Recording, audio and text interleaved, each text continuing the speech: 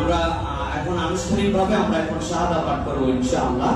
আমি যেটা বলবো আপনি সেটা ইনশাআল্লাহ বলার জন্য চেষ্টা করবেন। আপনি বলেন আশহাদু আল্লা ইলাহা ইল্লাল্লাহু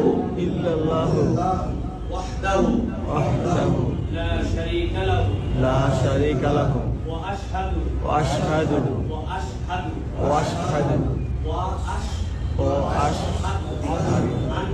আন্না মুহাম্মাদান আবদুহু ওয়া রাসূলুহু।